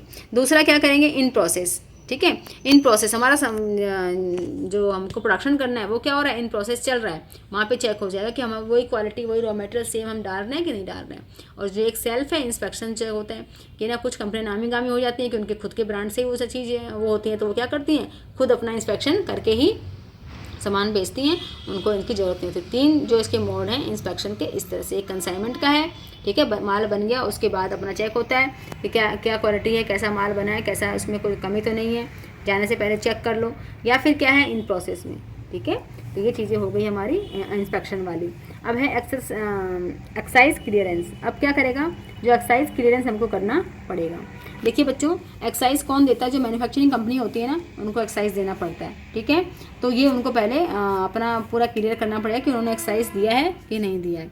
कुछ जो फॉरेन ट्रेड हम करते हैं तो हमारा जो एक्साइज होता है वो क्या होता है, हमको माफ़, सरकार की तरफ से माफ़ होता है, क्योंकि कुछ सामान जो होते हैं उसके ऊपर हमको ये एक्साइज ड्यूटी नहीं देनी पड़ती है। तो हमें ये सब कंफर्म करना पड़ेगा सारे प्रोसेस के अंदर। ये बहुत लेंथी प्रोसेस हो जाता है कि भाई कौन से सामान हमारा एक्साइज ड्यूटी में आ रहा है कि नहीं आ रहा है, ठीक है। तो as per the central excise tariff act, tariff मतलब tax act, excise duty is payable on the material use in the manufacturing goods, ठीक है। जो हमने गुड्स यूज किया प्रोडक्शन के लिए, उसके लिए हमको क्या करना पड़ता है, एक्साइज ड्यूटी देनी पड़ती है। The exporter therefore has to apply to the concerned excise commissioner in the region with an invoice। तो वो इन्वॉइस पे क्या करता है, अपना सब कुछ क्लियरेंस करता है कि भाई मैं इस प्रोडक्ट को ऐसे करके बेच रहा हूँ और मेरी एक्साइज ड्यूटी ये है, अगर उसको देनी है तो वो देगा, अगर उसकी फ्री है तो वो भी उसे मेंशन रहेगा, ठीक है। अब देखिए, but in many cases the government exempt, मैंने कहा ना कुछ चीज़ों में क्या है, इन्होंने फ्री कर रखा है गवर्नमेंट ने, एग्जेम्प्ट कर रखा है पेमेंट ऑफ एक्साइज ड्यूटी और later on refunds in it. अगर आपने दे दी है तो क्या करेंगे, वापस से आपको रिफंड कर देंगे। तो ये क्या है, एक एक्साइज ड्यूटी का भी हमारा एक रोल होता है जब हम एक्सपोर्ट करते हैं, ठीक है, बिजनेस करते हैं किसी के संग। The refund of excise duty is known as, क्या कहलाता है वो, ड्यूटी ड्रॉबैक्स, ठीक है। उसको क्या वो ड्यूटी ड्रॉबैक्स, जो हमको वापस मिल जाता है, मान लो हमने पे कर दिया, ठीक है, लेकिन बाद में पता लगा कि हमारा जो था ये फ्री था, एग्जेम्प्ट था एक्साइज ड्यूटी, जो हमारा प्रोडक्ट है, तो क्या हो जाएगा, हमको वापस पैसे मिल जाएंगे। अब हमारा ये भी हो गया, एक्साइज ड्यूटी क्लियर हो गया। अब हमें क्या करना होगा बच्चों, ऑब्टेनिंग सर्टिफिकेट ऑफ ओरिजिन। ये क्या होता है, देखिए कई बार हमने 3 चीज़ पढ़ी थी, एक्सपोर्ट, इंपोर्ट और इंटरपोर्ट, ठीक है। इंटरपोर्ट क्या देखा था बच्चों, हमने इंटरपोर्ट देखा था कि हम सामान किसी से एक्सपोर्ट कर लेते हैं, लेकिन हम उसको अपना यूज़ के लिए नहीं करते कंट्री के लिए, हम क्या करते हैं, इसको फर्दर इंपोर्ट कर देते हैं, है ना, फर्दर एक्सपोर्ट कर देते हैं। सपोज करो इंडिया है और हमारा जो पाकिस्तान है, ठीक है, हमारे आपस में नहीं बनती, हमारे आपस में नहीं बनती, इंडिया वालों की पाकिस्तान से नहीं बनती, लेकिन कुछ सामान ऐसा है जो इंडिया में मिलता है और उनको ज़रूरत है पाकिस्तान को, तो क्या होगा कि अफगानिस्तान जो है वो इंडिया वालों से डील कर लेगा, उसके संग हमारी बनती है, ठीक है, उसके संग हमारी बनती है, तो वो उसे डील कर लेगा तो फिर क्या करेगा, हमसे मंगा लेगा वो, ठीक है, इंपोर्ट कर लेगा और उसको पोर्ट पे रखेगा और फिर उसको वापस से किसको सेल कर देगा, पाकिस्तान को, ठीक है। तो ये कहलाता है इंटरपोर्ट। तो इसलिए हमको ये देखना पड़ता है, हमको ये वहाँ शो करना पड़ता है कि जो सामान हमने होम कंट्री से मंगाया वहीं हुआ है या फिर इंटरपोर्ट हुआ है। तो इसलिए सर्टिफिकेट इसका बहुत ज़रूरी है कि हमारा कहाँ से ओरिजिन हुआ, सामान कहाँ से आया है, मतलब कहाँ बन के आया है, ठीक है। ठीक है। तो देखिए इसके ये उसी को मिलेगा फ़ायदा, इसमें कुछ उसको मिलती है, फ़ायदा मिलता है जो एक्सपोर्टर होता है अगर वो सामान होम कंट्री से बन के आया है। तो सम इम्पोर्टिंग कंट्रीज, ठीक है, प्रोवाइड टैरिफ कंसेशन, उनको मिलता है कंसेशन, मैंने बोला ना आपको, और other exemptions to the goods coming from a particular country, किस कंट्री से आ रहा है, क्योंकि कंट्रियों के भी तो आपस में संबंध होते हैं ना आपस में।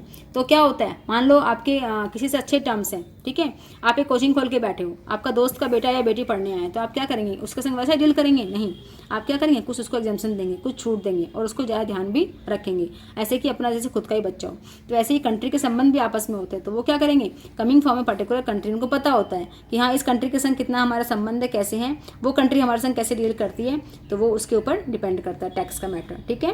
For availing such benefit the importer may ask the exporter to send a certificate of origin, exporter क्या करेगा, अपना सर्टिफिकेट देगा, किसका, send a certificate of origin, ठीक है। तो certificate of origin acts as a proof, ये प्रूफ करता है that the goods have actually been manufactured in the country from where the exporter is taking place, ठीक है, जहाँ से उसकी बात हुई थी वहीं से वो सामान आया। This certificate can be obtained from the trade consultant located in the exporter countries, ठीक है। तो हम जो ट्रेड कंसल्टेंट है उनसे हम ये सर्टिफिकेट ले सकते हैं। अब हम क्या करेंगे, हमारा सब कुछ फिक्स हो गया, अब हम रिजर्वेशन करेंगे शिपिंग में इस पर। जैसे हम ट्रेन में चढ़ते हैं तो हमने अपना एक डब्बा बुक करते हैं, अपनी जो बर्थ है बुक करते हैं कि ये बर्थ इतने नंबर की बर्थ पे हम जाएंगे, ठीक है। ऐसे ही शिप में खाली आपका ही सामान नहीं जाएगा और भी लोगों का सामान जाएगा, तो हमको क्या करना पड़ेगा, रिजर्वेशन करना पड़ेगा शिप में अपने सामान की प्लेस के लिए, ठीक है। तो क्या करना पड़ेगा बच्चों, it has to specify the types of goods to be exported, probable date of shipment, किस दिन जाएगा, कैसा टाइप का गुड्स है, and the port of destination, किस पोर्ट से जाएगा, ये सब हमें क्या करना पड़ता है, रिजर्व कराना पड़ता है, ठीक है। On acceptance of application for ship, जो शिपिंग है, the shipping company issue a shipping order, उसको क्या मिल जाएगा, एक ऑर्डर मिल जाएगा। A shipping order is an instruction to the captain of the ship that the specified goods after their customs clearance at a destination port to be received on board. तो तभी आपको सारी चीज़ें, पहले के डॉक्यूमेंट आपके देखेंगे कि आपने जो उसका जितनी फॉर्मेलिटी थी कस्टम क्लियरेंस वगैरह की उन्होंने दी है कि नहीं दी है, और फिर आपको एक क्या करेंगे, एक प्लेस, आपको एक बर्थ आपको सामान को रखने के लिए मिल जाएगी। अब आप क्या करोगे, पैकिंग एंड फॉरवर्डिंग, आप अपने सामान को बहुत अच्छे से पैक करेंगे, उसको फॉरवर्ड करेंगे, ठीक है। तो बोला है the goods are then properly packed and marked with necessary details such as, उसमें क्या क्या होगा, नेम होगा, एड्रेस होगा, ठीक है, ऑफ द इम्पोर्टर, ग्रॉस कितना उसका टोटल कितना है वो वेट में, नेट वेट उसका, पोर्ट शिपमेंट किस शिप से जा रहा है, कौन से पोर्ट से, and destination country of the origin, ऐसा सब कुछ से मेंशन रहेगा। पैकिंग करके उस पर चिपका देंगे कागज़ कि ना ये हमारा पैकिंग का है, उसका कोड भी चिपका देंगे। इस तरह से क्या होगा, ये सामान हमारा पैकिंग होके आगे चल जाएगा। अब क्या होगा, इंश्योरेंस ऑफ द गुड्स, हमें इंश्योरेंस तो बहुत ज़रूरी है, ठीक है। The exporter then gets the goods insured with an insurance company, हमको एक इंश्योरेंस कंपनी से हमारा जो सामान है वो इंश्योरेंस कराना ही पड़ेगा। फिर कस्टम क्लियरेंस, ये लास्ट है, कस्टम क्लियरेंस हमको करना पड़ेगा, ठीक है। लास्ट तो नहीं है लेकिन मतलब बहुत कुछ हद तक हम पहुंच गए। अब हमको कस्टम क्लियर करना पड़ेगा। कस्टम क्लियर क्या होता है बच्चों, कस्टम क्लियर से होता है कि जो हमारा सामान बाहर से अंदर आता है हमारे देश में, या फिर हमारा सामान अंदर आए या बाहर जाए, ठीक है, तो बॉर्डर पे क्या करना पड़ता है, हमको कस्टम पे करना पड़ता है। और सरकार का भी तो मुनाफा चाहिए ना, तो वो कहाँ से कमाएगी आपको, ठीक है, तो वो उनका सरकार का रेवेन्यू होता है, तो वो कस्टम क्लियर हमको करना पड़ता है। The goods must be clear from the custom before they can loaded on the ship, ship में लोड होंगी तो हमको पहले सबसे पहले कस्टम ड्यूटी क्लियर करनी पड़ेगी। फॉर ऑब्टेनिंग कस्टम क्लियरेंस, ठीक है, the exporter prepare the shipping bill, उसको क्या करना पड़ता है, एक शिपिंग बिल देना पड़ता है, किसको, एक्सपोर्टर को। Shipping bill is the main document on the basis of which the custom office gives the permission, जो कस्टम ऑफिसर वो क्या करेगा, परमिशन देगा for export. Shipping bill contain particular of the goods being exported, the name of the vessels, the port of which goods are to be discharges, country of the destination, exporters names and उसका address, सब कुछ इसे mention होता है। और हमको ये customs जो है हमको क्लियर करना पड़ता है। इसकी 5 कॉपी हमको लेके जमा करनी पड़ती है, shipping mail along with the, किस किस को देनी पड़ती है देख लीजिए एक बार। एक्सपोर्ट कॉन्ट्रैक्ट को देनी पड़ती है, लेटर ऑफ क्रेडिट को, कमर्शियल इनवॉइसेस है, सर्टिफिकेट ऑफ ओरिजिन, ये 5 डॉक्यूमेंट हमको क्या करने पड़ते हैं, देने पड़ते हैं, तब हमारा क्या होता है, ये काम पूरा हो जाता है। अब क्या होता है, ऑब्टेनिंग मैट रिसिप्ट्स, आपने कस्टम क्लियर कर दिया। अब मैट रिसिप्ट्स क्या होता है बच्चों, जो हमारा जो शिप को चलाने वाला है, ठीक है, हायर जो उसका जो कमांडर है वो क्या करेगा, हमको एक मैट स्लिप देगा कि मैंने आपका सामान ले लिया है, अब मेरी जिम्मेदारी है इसको अपने सामान तक वहाँ तक पहुँचाना जहाँ आपको पहुँचाना है, ठीक है, तो उसकी रिसिप्ट हमको मिल जाएगी। A MAT receipt is the receipt of issued by the commanding officer of the ship, जो कमांडिंग ऑफिसर है वो हमको एक रिसिप्ट देगा। When the cargo is loaded on the board, हमारा कार्गो मीन्स सामान जब लोडेड होगा तब उसमें भी सब कुछ मेंशन रहेगा, the name of the vessels है ना, berth, date of shipment, description of packing, mark, सब कुछ मेंशन होगा उसमें, नंबर्स है, कंडीशन ऑफ द कार्गो, सब कुछ मेंशन करके और वो उसको क्या करेगा, एक रिसिप्ट दे देगा। अब क्या होगा, रिसिप्ट मिल गई, सामान चला गया। अब payment of foreign and insurance of bill of landing, ठीक है। अब क्या होगा, जो ये है after receipt of the freight the shipping company issue a bill of landing which serves as an evidence that the shipping company has accepted the goods for carrying to the destinations, जो designated destination, ठीक है, जो उनका designation letter है। तो payment of freight जो है कोई भी कर सकता है बच्चों, ठीक है, या तो इंपोर्टर कर सकता है या एक्सपोर्टर कर सकता है। जैसे कि आपको ट्रेन में सफ़र करना है, आपकी टिकट या आप ले लो या आपके पेरेंट्स ले लें या आपका फ्रेंड ले, लेकिन आपको टिकट लेनी पड़ेगी। ऐसे ही payment of freight and insurance of bill of landing, ठीक है, ये भी आपको क्लियर करना पड़ेगा, ठीक है। फिर है प्रिपरेशन ऑफ इनवॉइस, एक इनवॉइस बनाया जाएगा, सारे जो डॉक्यूमेंट अब तक हमको लगे हैं। After sending the goods N invoice of the dispatch goods is prepared, ठीक है, जो सामान हमने भेजा है उसको क्या सारे डॉक्यूमेंट्स को डिस्पैच करना होगा। The invoice says the quantity of goods send and amount of the paid, सब कुछ इसमें मेंशन रहेगा। अब क्या होगा, इसके बाद सिक्योरिंग पेमेंट। अब क्या करना होगा, after the shipment of the goods the exporter inform the importer about the shipment of goods, कि मैंने आपका सामान शिप में लोड करवा दिया है, ठीक है। The importer needs various document to claim the title of goods on their arrival his or her country and getting them customs clear, सब कुछ बताना पड़ता है उसको। the document that are needed in this connection include, सारे document है, certified copy of the invoice, bill of the landing, packing list, ठीक है, insurance policy, certificate of origin and letter of credit, ये सारी चीज़ें क्या करनी पड़ती है, उसको जमा करनी पड़ती है। अब क्या होता है, जो डॉक्यूमेंट है, document which is send along with the above mentioned document, submission of the relevant document is to bank for the purpose of getting the payment। अब देखो भाई सारा कुछ कर लिया, पेमेंट चाहिए हमको, तो हम क्या करेंगे, सारे डॉक्यूमेंट क्या करेंगे, बैंक में हम वहाँ पे सबमिट कर देंगे कि हमारा सामान लोड हो गया और सारे जितनी आपकी फॉर्मेलिटी सारे डॉक्यूमेंट हमने इसमें अटैच कर दिए हैं। अब क्या होगा कि जो बैंक है वो क्या करेगा कि bill of exchange is order, एक बिल ऑफ एक्सचेंज दे देगा उसको, bank for the purpose of getting the payment from the bank. अब bill of exchange is an order to the importer to pay certain amount of money to or to the order of the certain person or to the bearer of the instrument. It can be two types, ठीक है। क्या होगा, या तो आप गए bill of exchange, आपका hand to hand payment हो गया, ठीक है, आपने डॉक्यूमेंट दिखाए, साइन किए और आपको पेमेंट हो गई। या फिर क्या होगा कि आपको दिखा के साइन कर दिया आपने, ठीक है, आपके साइन हो गए कि हाँ मैंने ये देख लिया और मुझे ये पता लग गया। अब क्या होगा, जब आपका मैच्योरिटी पीरियड आएगा तब आपको पेमेंट मिल जाएगा। तो देख लेते हैं एक बार, डॉक्यूमेंट अगेंस्ट साइड, ठीक है, डॉक्यूमेंट अगेंस्ट साइड मतलब साइड ड्राफ्ट, आप गए और आपको मिल गया। और डॉक्यूमेंट अगेंस्ट एक्सेप्टेंस, ठीक है, यूनियंस ड्राफ्ट मतलब इसका कुछ टाइम पीरियड के बाद आपने सिर्फ साइन किए हैं अभी कि हाँ मैंने ये चीज़ देख ली, साइन करते हैं ना अपन कि हाँ मेरे नॉलेज में आ गई। जैसे स्कूल में नोटिस आता है कि हाँ ये मैटर ऐसा कुछ ऐसा करना है, स्टाफ को ये खबर दी जा रही है, तो आप क्या करते हैं, साइन कर देते हैं, मतलब मेरी नॉलेज में ये चीज़ है। In case of sight draft the documents are landed over to the importer only against payment, ठीक है। the moment of the importer agree to sign the signed draft, ठीक है। the relevant document are delivered in the case of usance draft। on the other hand the documents are delivered to the importer against his or her acceptance of bill of exchange for making payment, ठीक है, for making payment at the end of the specialise period से 3 months. 3 months का mostly होता है bill of exchange. तो इसमें दोनों में क्या होगा, डॉक्यूमेंट तो आपको सबमिट करने पड़ेंगे सारे, ठीक है। एक बात ये हो सकती है कि आपको हैंड टू हैंड मिल गया पेमेंट अपना, या फिर एक में क्या होगी आपको साइन कर दिए डॉक्यूमेंट करके और आपको फिर बाद में आपको पेमेंट दिया जाएगा। तो आप इसमें ये हमारा हो गया पूरा जो हमारा एक्सपोर्ट प्रोसीजर, ठीक है। ये 17 पॉइंट हैं। तो आप बच्चों इनको ऐसे फ्लो चार्ट बना के भी याद कर सकते हैं अपने हिसाब से, जैसे इसमें बना हुआ है। तो आप हर एक पॉइंट को अलग अलग चार हिस्से में बांट लें और उसको याद करें, या फिर सिंपल आप इसको लिख के सिंपल इसको लर्न कर लें। देखिए सारे पॉइंट ऐसे आप ले सकते हैं। तो हमने क्या पढ़ा था, पहला पढ़ा था रिसिप्ट ऑफ इंक्वायरी, ठीक है। उसके बाद क्या पढ़ा था, रिसिप्ट ऑफ ऑर्डर, ऑर्डर आ गया मेरे पास। फिर मैंने क्या किया, कार्ड बनवाया क्रेडिट वर्दनेस का। फिर एक्सपोर्ट लाइसेंस बनाया जिसमें आईईसी था, आरसीएमसी था और ईसीजीसी था। 3 इसमें नाम मेंशन करने पड़ेंगे आपको, शॉर्ट में देख लीजिए। फिर फ्री शिपमेंट फाइनेंस एंड पैसे मांगे उससे।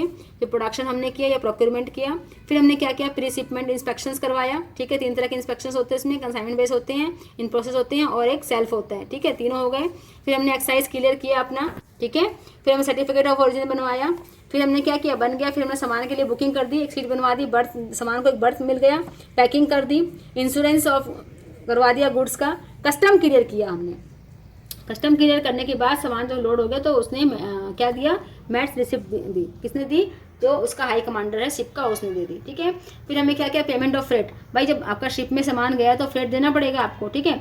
और देखो सीधा आपके घर के पास ही पोर्ट नहीं है, पहले आपको ट्रेन से जो मालगाड़ी होती है वहाँ आपको सामान लोड करना पड़ेगा, ठीक है। और जिस डेस्टिनेशन जाना होगा सामान उस पोर्ट पे, वहाँ से फिर वो सामान जाएगा। ऐसा नहीं जहाँ हमारा घर दिल्ली बम्बई जहाँ भी है तो उसके सामने कोई पोर्ट है, पहले ट्रेन से सामान उस पोर्ट तक जाएगा। फिर हम क्या करेंगे, उसका फ्रेट चार्ज देना पड़ेगा, ठीक है। फिर हम क्या करेंगे, इनवॉइस बनाएंगे सारे डॉक्यूमेंट्स का, ठीक है, कि हमने ये चीज़ फॉर्मेलिटी कर दी है, बाद में हमारा सिक्योरिंग पेमेंट हो जाएगा। तो ये इतने स्टेप्स आपको लर्न करने होंगे, ये 1-2 बार आप पढ़ेंगे तो आपको लर्न हो जाएंगे, ठीक है। तो अभी ये इतना ही करते हैं, फिर हम करेंगे एक्सपोर्ट प्रोसीजर।